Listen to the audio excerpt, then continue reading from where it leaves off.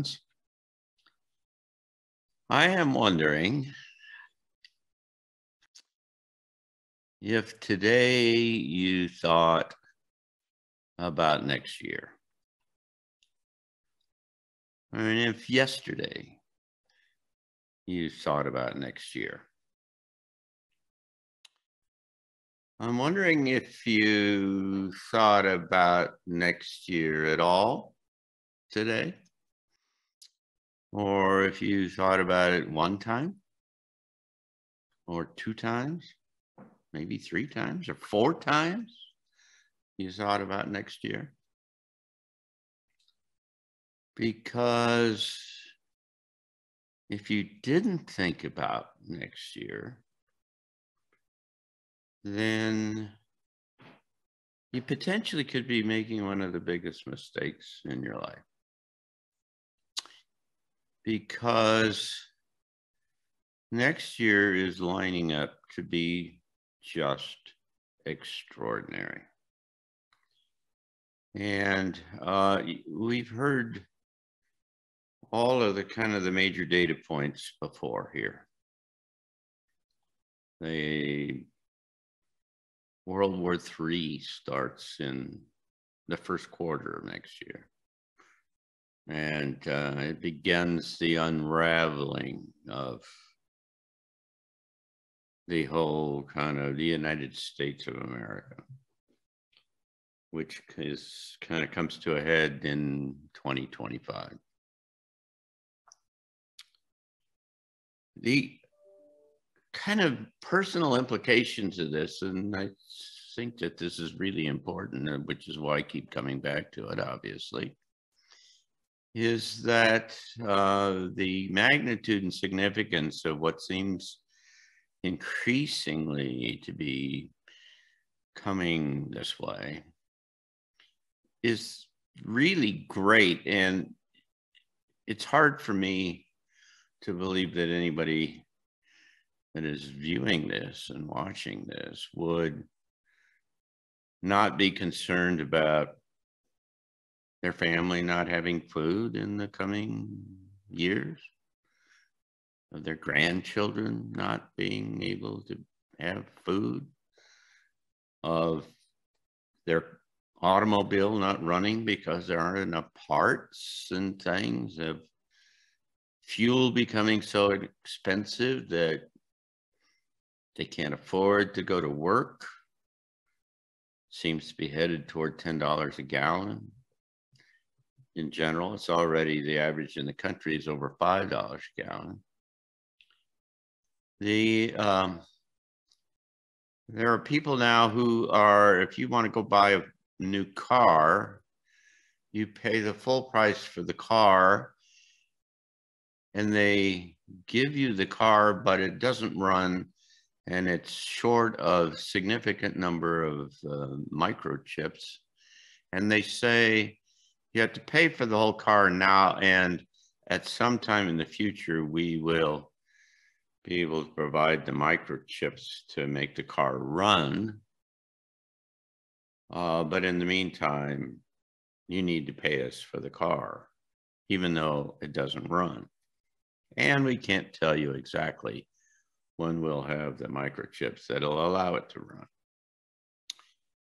The examples along that line are unending. There are the CEOs of the two largest banks in this country, in the world for that matter, have in the last week come out and said the amount of chaos and disruption that we see on the horizon is unprecedented. One of them said, I have never in my life seen anything like what is coming downstream.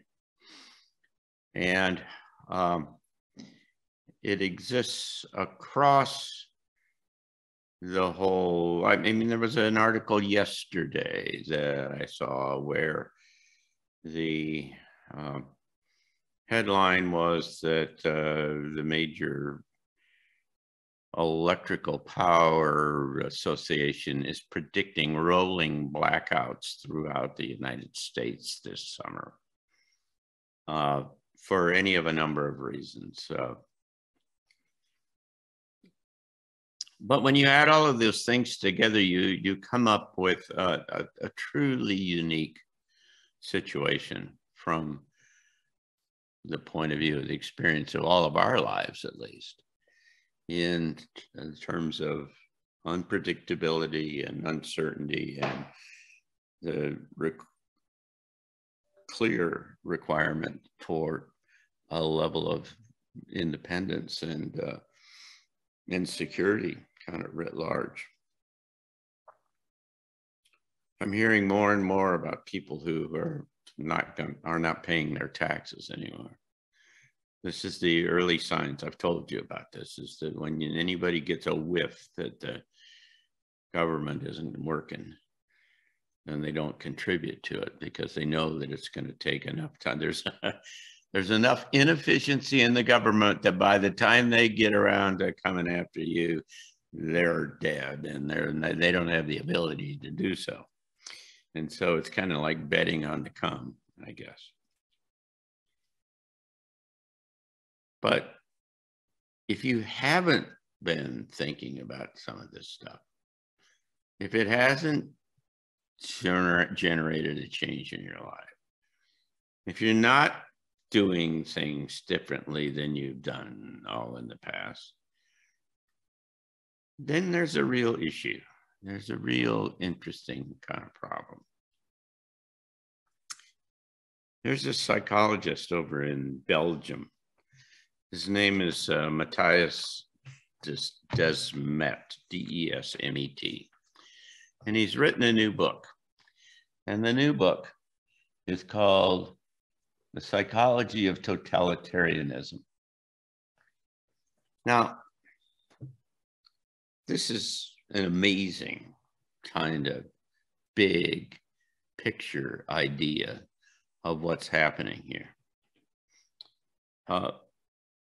If you're connected at all, into this kind of new world and emergent new ideas and so on, you've probably heard about the idea of what's called mass formation, that there are these big, broad psychological group psychology things that are going on that are not uncommon or unlike, Stalin and Hitler and, any number of other kind of things in the past, going all the way back to the French Revolution and so on, where there were great coherence where people came together around the ideas that were promulgated by, charismatic leaders of one sort or another. This is something else that I was reading this week. Went back in history and started to talk about, Alexander the Great and Caesar and all these big people whose names we all know because of so-called because they dominated the earth at one time, or their part of the earth. And when you go back into the history and you open up and look at what literally happened, the Mongols and all these amazing kind of people. Napoleon was one of. They just generated amazing amount of death and destruction in their time, which is what made them, famous, because they would dominate the whole world, or their part of the world. And you wonder how it is that people all give in to this and capitulate to these kinds of situations. Now, in most of the examples that I just gave you came from individuals who had huge kind of armies, and they just destroyed people by millions, literally, in order to maintain their position of control. But at some point, certainly as communication becomes across the populace, there is support that is given to these individuals. Hitler and Stalin and whoever else that you might name in this kind of era could never have done what they did without the support of the people. And you say, so how did that happen? Well, what Dr. Desmet suggests is that they were effectively hypnotized, and that the process and the mechanism that went on kind of writ large across the population was literally the same as hypnotism. That is to say, they've made them focus on some specific thing to the elimination of all of the outside world, and they did it over and over again enough that they forgot about they got them into a state where they lost their rationality and their ability to think, and they believed any and everything that was told them. It's fascinating. I would strongly recommend this book.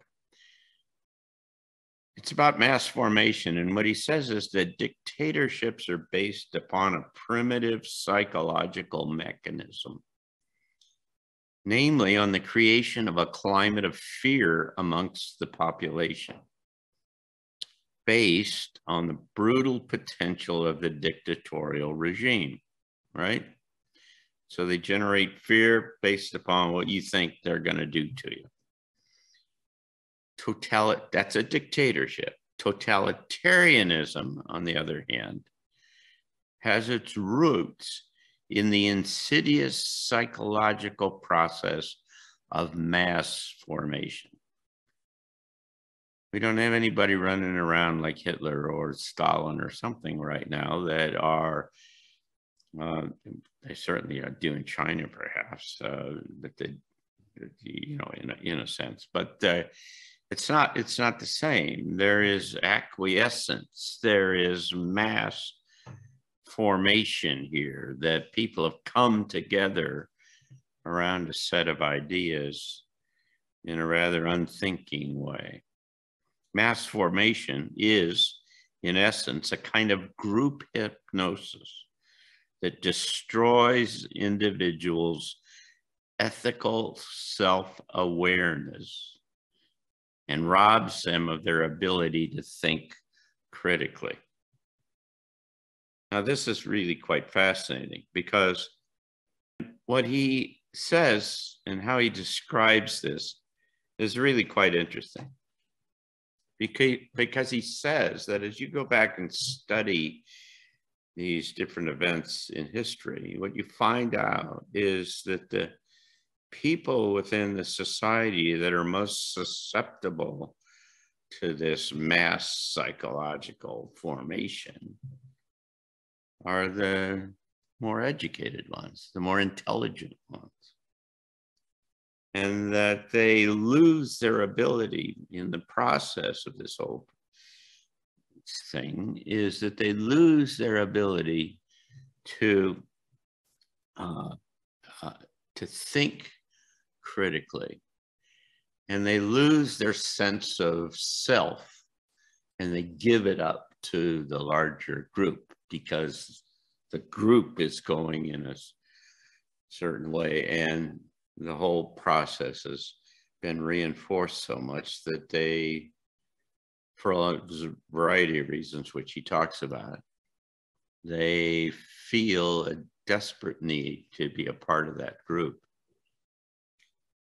He says it is done significantly by repetition over and over and over again of the basic kind of notions and ideas that the controlling individual or group at the top want communicated.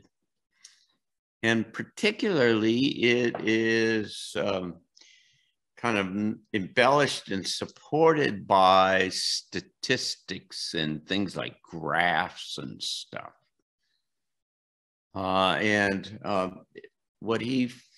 What's kind of interesting about this, which he kind of highlights, is the fact that what they have done is essentially captured the mystique associated with science, and they ported it over into everyday, to everyday people who do not think critically of the fact that they have some intuitive presumption that statistics are accurate and that graphs and things are,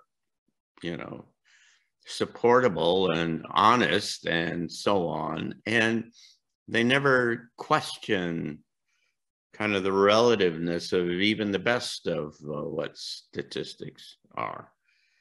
Very, very seldom are statistics based upon actually hard measured things, that they're all kind of grouped and assumed and, interpreted in different kind of ways. He says that this process is so powerful that this repetition of these ideas over and over again essentially convince people to do the most absurd things there are, kind of.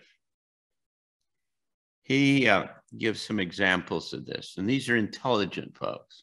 It's like college educated people who, that otherwise you would think might be independent in the way they think. But no, they've been caught up in this whole kind of movement, in this process, because the basic ideas have been over and over and over and over again repeated, and they have kind of embraced them and become part of this group psychology that supports itself going forward and generates all kinds of kind of cues and indicators and so on that everybody responds to. He gave an example of, a more recent one back in Iran when the Iranian Revolution was going on. Remember when the Ayatollah, back when Jimmy Carter was the president, and the Iranians grabbed our people in the embassy over there? He said when the Ayatollah was coming in the evening, that there were large groups of folks that would go out and look at the moon and try to convince each other how the picture of the Ayatollah was emblazoned in the natural geography of the moon. They weren't looking for cheese or other things. They were looking, they thought there wasn't the man in the moon was the Ayatollah Khomeini, right? And they were downright serious about it.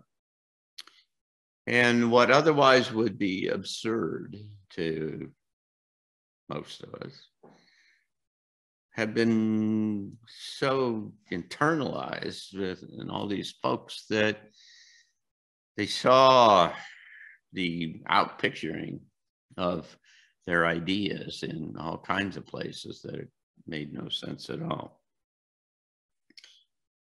This increase in education kind of, for some reason, in some way, correlated with a concurrent kind of loss of questioning.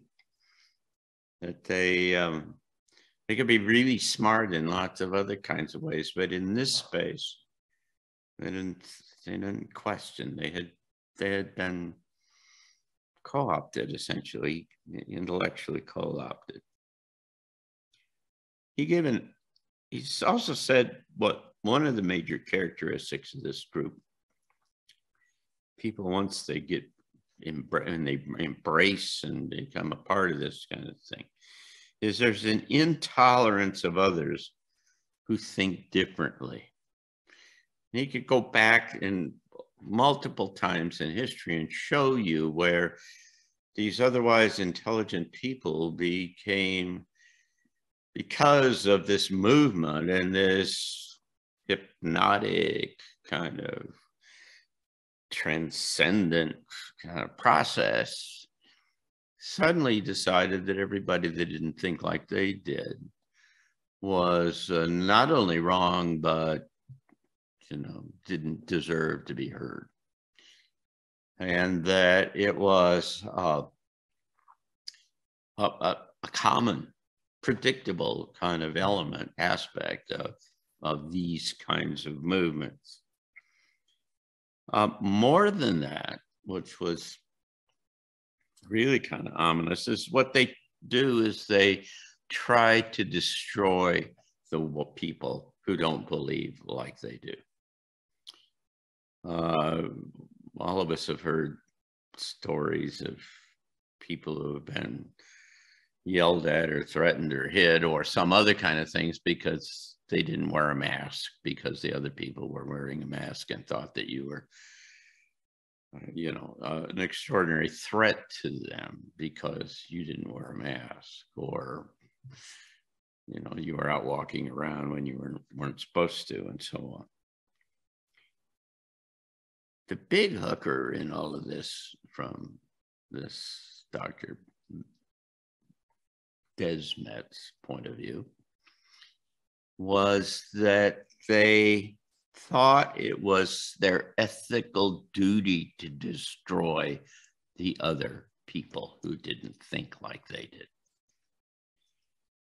And that may seem at first blush kind of far-fetched to think about it in terms of the world that we live in right now, but it isn't, because there are all kinds of incursions and intrusions that are being produced and generated that clearly are moving toward the whole objective of isolating and eliminating alternative thought to what they have in mind. I saw a headline today on saying that in Vice, which it's quite interesting, kind of parenthetically here, is that you can really tell which of the outlets of the media are controlled because the messaging that they generate is just anymore really blatant and in your face. And in this case, they said they picked on some guy who was a YouTuber who had generated a certain amount of following, and said, this guy is becoming a star on YouTube because he is supporting Vladimir Putin and his, he's a shill for Vladimir Putin. Well, we've all heard that kind of thing at one time or another.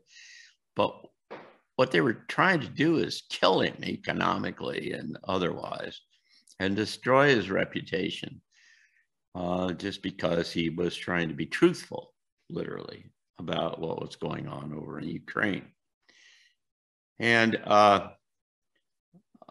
are far more significant and acute kind of examples of this across multiple areas in this spectrum. And so what these folks have done is literally lost their sense of self. And they don't think for themselves anymore because they've caught up. They're looking for all kinds of psychological cues to, at their basis, at the fundamental issue is loneliness in the face of uncertainty.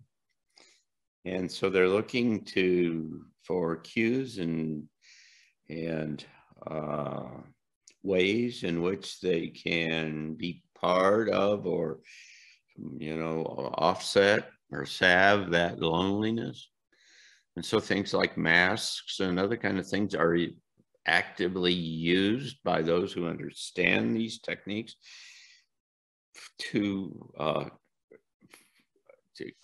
encourage people to wear masks, because even if they don't believe in them, they look around and see everybody else is wearing them and they feel out of place, and you take advantage of their psychological situation to kind of put them all together and make them do what they're doing.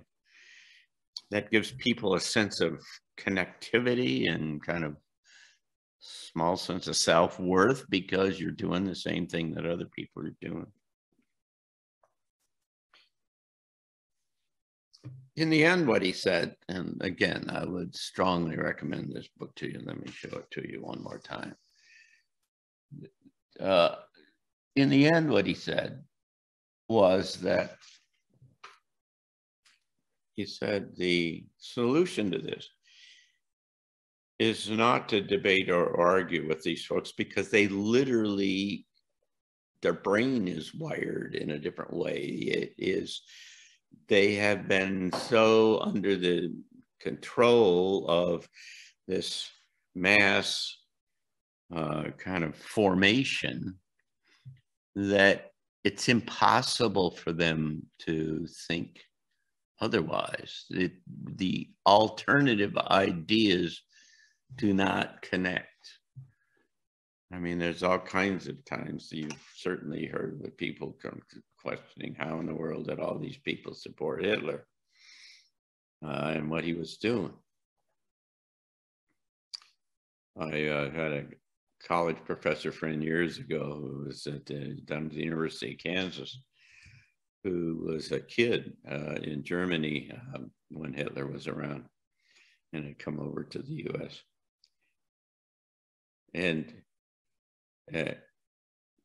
he was really quite interesting, and it was really memorable for me, because all I had ever heard about Hitler was about how horrible he was, and, you know, all of the usual things that people talk about Hitler.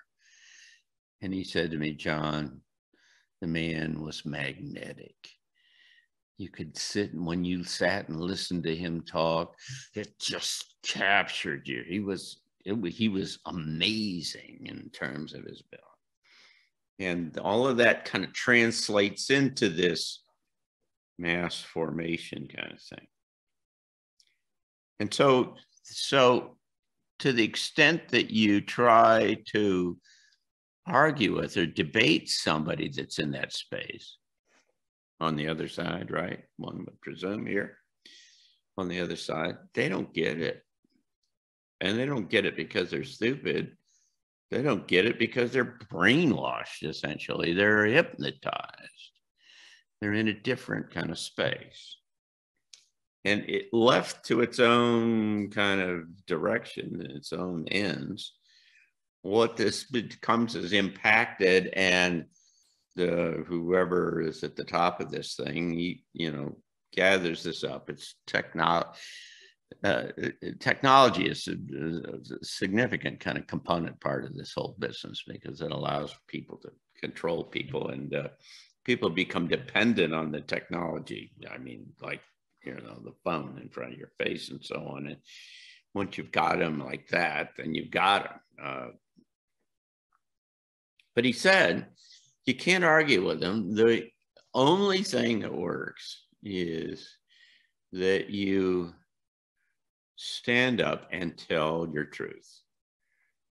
And you don't do it in a confrontational way. You just say, I know what you believe. Let me tell you what I believe. You know, I mean, I have a right to tell you what I believe, and this is what I believe. And you can believe what you'd like, or you can believe what dislike. What you do is you insert into this otherwise uniform system these alternative ideas. And what it does is provide the basis for the potential kind of conversion of somebody when, for some reason, there's a crack in the matrix or some other kind of thing, you know, where they question what he talked about was interesting. He says that in World War II, what they found was that in places where this mass formation has not kind of established itself, in Denmark and was it Bulgaria, Hungary, I guess it was the examples that he used. He said the Nazi leaders, the military that came in there, were literally got to the point where they were saying things like, I don't have any idea why that guy back there in Berlin is trying to kill everybody, and it doesn't make any sense. I don't, you know, and suddenly, because there wasn't all this supporting kind of psychological infrastructure, they had the ability to kind of break out of the kind of the mold or the framing that they had been given. And so the most important thing is to just keep saying what you think is right without being confrontational, without trying to say, you know, you're wrong and all that kind of stuff.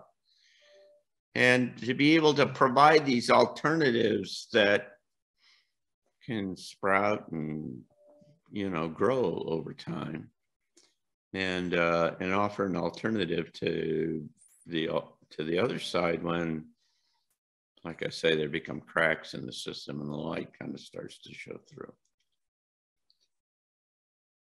So I suspect that that's good advice for us all going into the next number of months and handful of years, because at some point, certainly in the near term, the kind of control and the hypnotic kind of mass formation is going to become impacted. It's going to become even more solidified than it has been in the past, because every effort in the world is going on to try to do that, to generate this fear that comes in here and convince people over and over and over again that monkeypox or whatever the next thing is going to come and eat your lunch. And so you need to be afraid. And there need to be some lighthouses, right? Some illumination from another point of view, and that may be the most powerful and significant things that we can all do. And so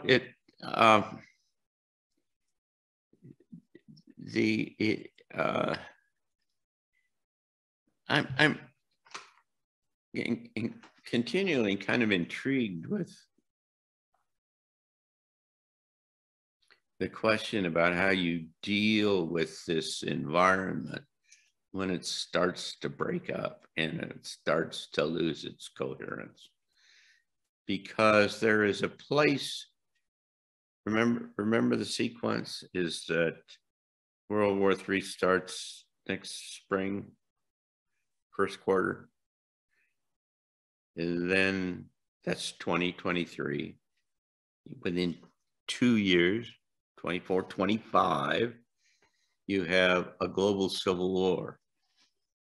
And the global civil war is based upon betrayal, the idea of betrayal, and that everyone has lost confidence in their government. And I'm telling you, if you've got that kind of scenario in your mind, you can see indicators all over the place of where reports that all fit into that potential scenario. And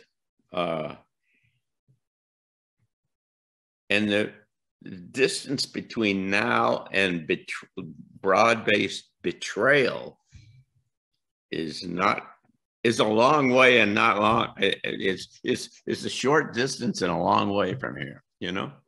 It is It is right out there.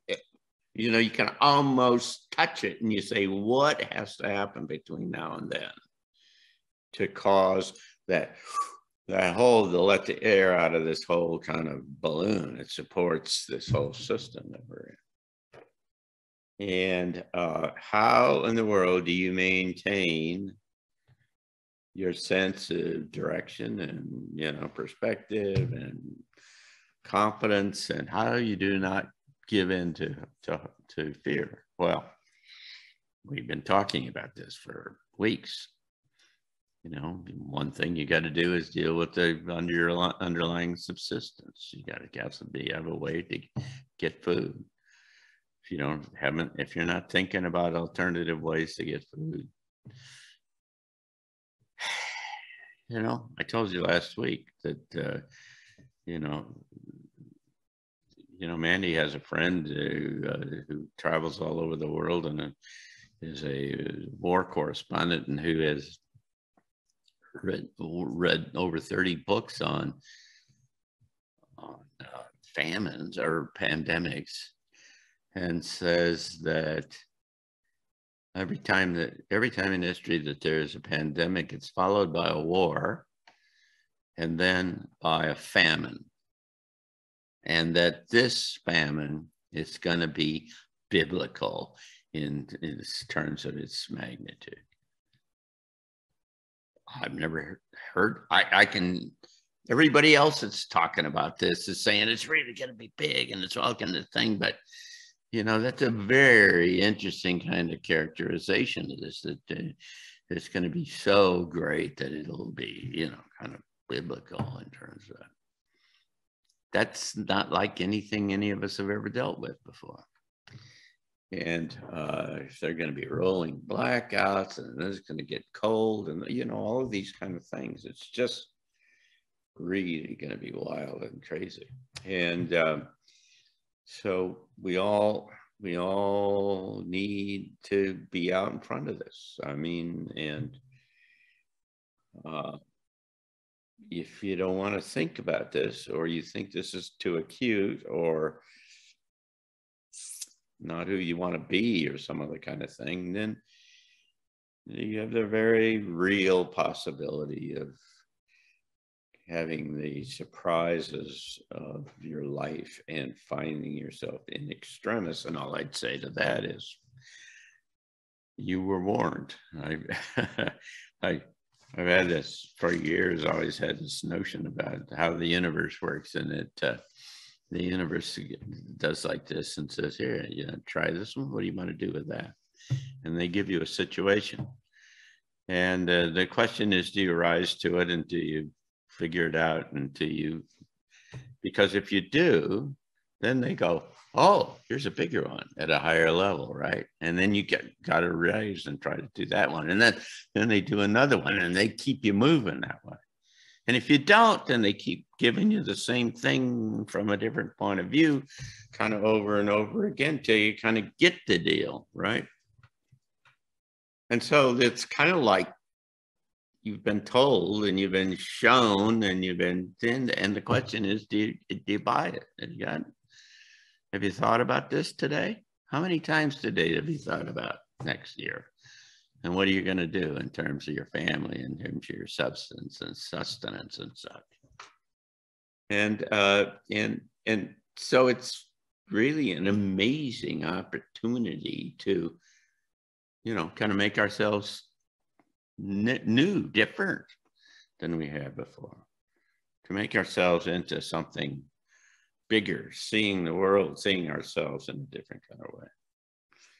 And how you pull that off when everything else is coming unglued, and people in your family are dying because of the long-term effects of having gotten the COVID shot, or whatever it turns out to be. You know, it's not going to be, you know, easy in any case, I don't think. But it is through those kinds of situations that we learn, and that we rise, and that we develop, and we become more than we've been in the past. If you found that helpful and interesting, and you haven't done so already, why don't you just click on the link below and give us your email so that we can send you alerts for the next segments of PostScript. We'd love to be able to tell you beforehand when things are coming downstream so you don't have to go look for them. And this is the best way to do that. We assure you that we won't share your information with anyone else. Thanks.